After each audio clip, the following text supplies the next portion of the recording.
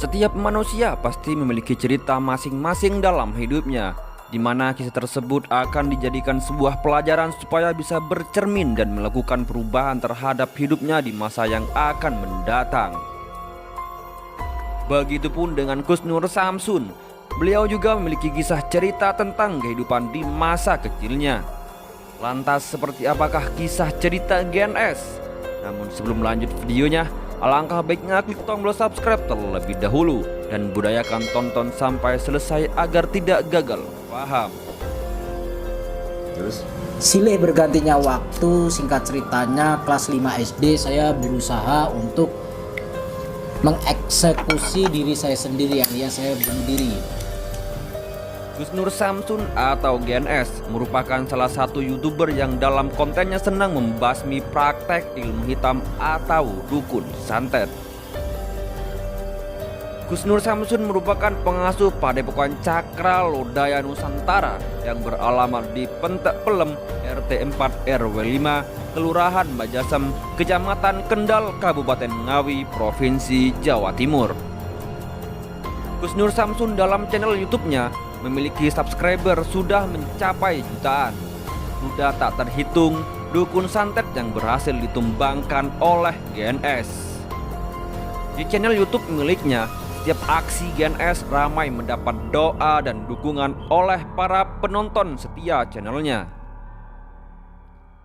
Dalam beberapa sumber yang dirangkum menyebutkan, GNS dulunya mantan preman yang sudah insaf. Ia merupakan keturunan Raden yang diturunkan dari sang ayah. Hanya saja ia menyembunyikan itu semua. Nama kecil Gus Nur Samsun bernama Suryo Cahyono hingga mendapatkan nama Nur Samsun dari Romo Kiai Ma'ruf Amin yang sekarang menjabat Wakil Presiden Indonesia. Semasa kecilnya, ketika umur 6 tahun, GNS sudah ditinggalkan oleh orang tuanya. Pada saat itu, beliau masih sekolah dasar kelas 1. GNS pada waktu sekolah dasar, beliau selalu menggendong adik perempuannya. Kemudian kelas 2 SD, GNS mulai bekerja untuk mencari sesuap rezeki. Dan setelah kelas 5 SD, GNS ingin mencoba melakukan bunuh diri dengan cara meminum racun, dikarenakan putus asa terkait dengan kehidupannya. Waktu singkat ceritanya kelas 5 SD saya berusaha untuk mengeksekusi diri saya sendiri, alias saya bunuh diri. Rasa putus asa itu masih terus berlanjut hingga beliau kelas 2 SMP. Namun pada saat kelas 6 SD, GNS mencoba bunuh diri lagi dengan cara mendabrakan dirinya kepada bus yang sedang lewat. Sebelum zuhur, saya menabrakkan diri saya kepada bis. Saya naik motor bertiga, dari sana arah sana ada bis, brek. Saya terlempar dan alhamdulillah 3 orang tidak kenapa-napa, motor tidak lecet dan tidak penyok.